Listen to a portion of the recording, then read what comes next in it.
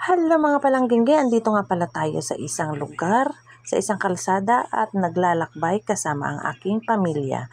At eto, dito na kami, malapit na kami sa aming paroroonan. Maligo tayo ng beach at eto ang beach na napili nila, ang Bali Haven. Ayan. Papasok na tayo ngayon mga kaibigan, mga kapatid, mga kasister, mga kabrother. Andito na pala tayo. Ayan, dumating na tayo sa kanilang resort. At magpa-park na lang tayo. Ayun, may lumabas na. Ayan, so papasok na tayo ngayon. Let's go! Samahan nyo kami mga palangging-ging. Ayan, ang pinaka-gate namin. Ayan, at ayan. Ito ang kanilang mga reminders. At ayan ang aming kuya. Yan siya ang katiwala namin dito. Ayan siya ang mga reminders. Ayan, completos ricados. Ang ganda talaga dito guys. Wow na wow. Ayan oh. Oh. Bali, ano siya, exclusive.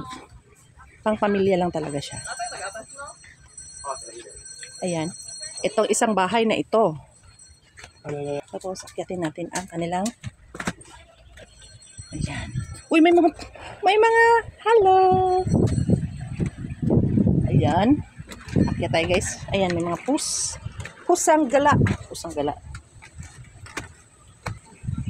Ayan, kitang-kita ang karagatan. Ayan. Meron pa doon. Ayan, amin pa rin yan. Sa part pa rin yan sa aming bahay. So, bahay. So, papasok tayo ngayon dito kung hindi ito nakalak. Wow. Ayan. Wow, ito siya guys. It's a bamboo. Bango. Ayan, naka-aircon. May double deck. Pang ano siya? Pang double. Hindi siya single bed, double bed. Ayan. Ano ba yung size? Sarado natin para hindi lalabas yung aircon. Ayan, pang 3 to 4 na tao nang kasya dito eh. Ayan oh. Bali ano siya, queen size bed. At doon pa sa taas meron pa. Ayan. So, let's go down. Second house. Pagbaba natin din sa first, dito na yung second house. Ayan. And ito yung pinaka-kitchen. Let's go inside. Okay. Ayan. Ito ang kitchen. Meron silang freezer at meron silang chiller. Ayan. Oh, yan ang baon namin. Tapos, may chiller naman siya. Ayan yung baon namin.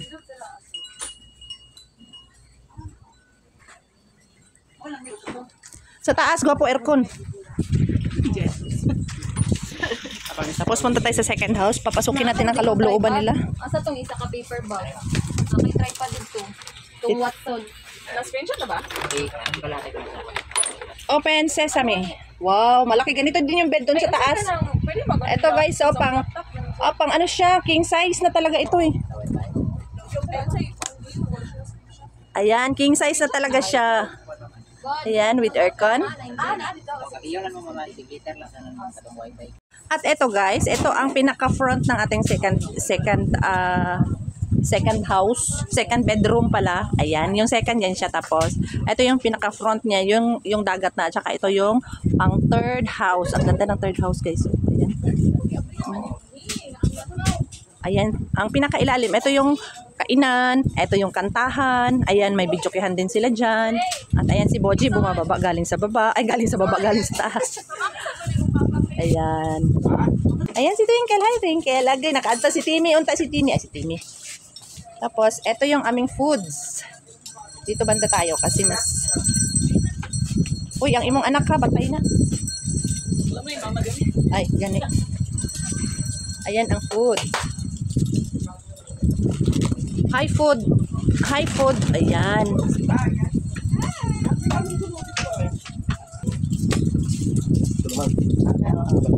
Ay, hukugan daw. Tapos, ayan ang kanyang video. Okay. Video karaoke. At meron pa silang bar. Ayan. Ay, ayan. May minibar. Ayan. Tapos may heater. At akyat tayo ngayon sa third house. Ma, eto ma. Ay. Agay. Agay. Agay. Ang hirap naman umakyat dito. Okay. Pag-upkit ko ba yan? Parang mahulog ako. Ayan, ang hirap akyatin guys. Oh my God, pero ang ganda dito. Overlooking. And let's go to the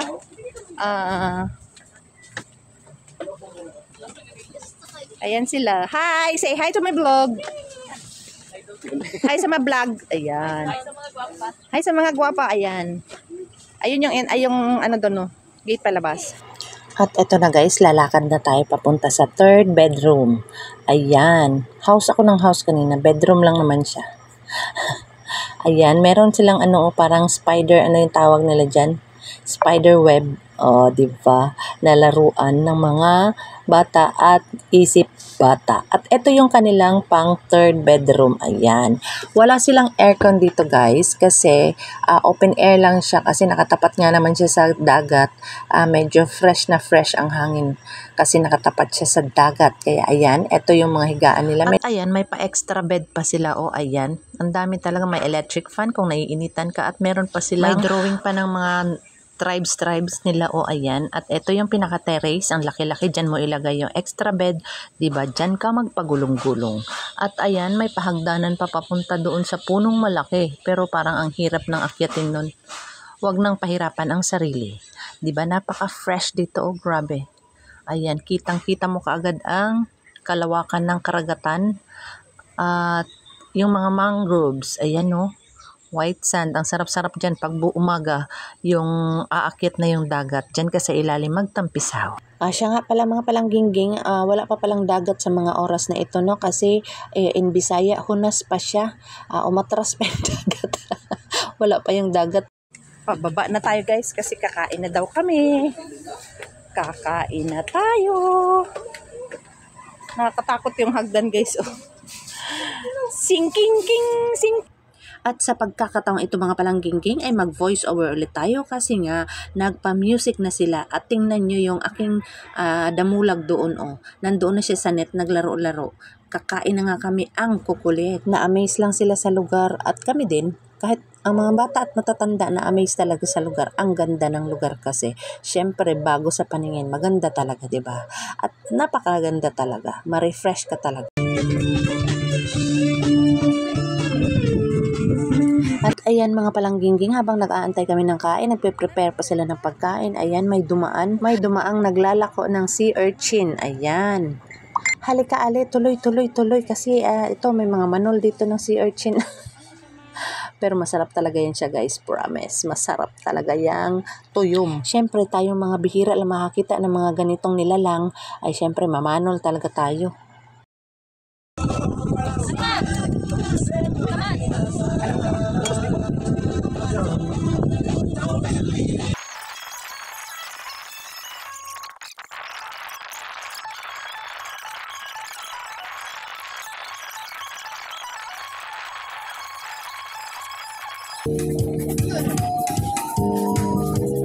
Ito, para daw maging crunchy ulit yung balat. Ganon daw ang gagawin. Wala din. At hindi pa rin kami nakamove on sa sea urchin. Ayan ang aking kapatid. Look at her. At ayan mga palanggingging, sa wakas, ayan kakain na rin kami. Diyos ko, ang dami-daming nangyari sa buhay bago nakakain. Ang daming mga ganap-ganap bago ako nakakain. Ayan, gutom na gutom ang mga katauhan. Ayan, sige, kumain kayo ng kumain mga anak. At kaluoy sa Ginoo guys, hanggang ngayon kumakain pa rin kami. Walang katapusang kain. Ito, grabeng gutom namin guys. Hindi na natapos ang aming kain. Ayan, sige, kain lang, kain. At busog pa ang mga tao dahil busog sila, dahil busog kami. Ayan, nagpa-relax muna kami. Nakaharap sila sa dagat. Ayan si Ricky, hi. Say hi, ayan. At habang ako naman ay busog, eto naglakad-lakad ako dito sa tabing dagat kasi wala pang dagat. Ayan, kitang-kita pa ang mga mangroves. Ayan, doon sa kabila tinanggalan na nila ng mangroves. Dito sa aming nirentahan ay hindi. Ayan, may mga mangroves. Yun lang ang kaibahan kasi mamaya bukas, pag may dagat na, hindi kami mainitan habang naliligo sa ilalim ng mangroves. Ayan, di ba? Diyan kami maglangoy-langoy. At naisipan na nga namin mag-picture-picture habang maliwanag pa guys kasi nga padilim na ang panahon paggabi na.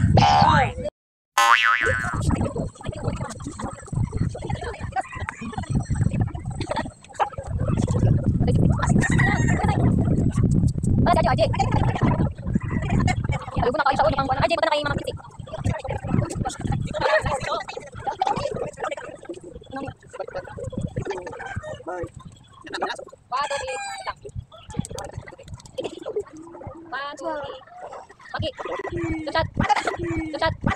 At eto na mga palangging-ging, dahan-dahan nang bumalik ang dagat. Ayan, kasi paggabi na siya.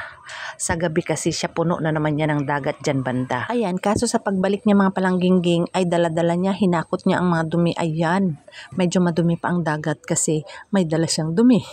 Mga basura. Pero maya-maya lang daw, aalis din yung mga basura na yan. So, lilinis din siya. Siyempre, hindi mawawala ang kantahan dahil yan ang mga Pinoy. Yan ang kaligayahan ng mga Pinoy. Kumanta. Kasi mga singer ang mga Pinoy, bla. Andiyan na yung aking anak na pangatlo. Char. God bless. Gawa sa desimong bagong kutsi. At eto guys, dahil maliwanag sa labas, ayan, nagkaayaan na maglaro. Ayan, ang sarap ng feeling, grabe. Hindi ko ma-explain. Kay pertika sadya, gid. Ang hirap huminga para akong kakapos. At nagtaka kami guys, dahil bakit biglang nawala ang isa sa amin. Naglalaro lang kami doon at biglang nawala ang ate ko. Ayan na pala, naghagok na siya guys, ang daya-daya, di ba?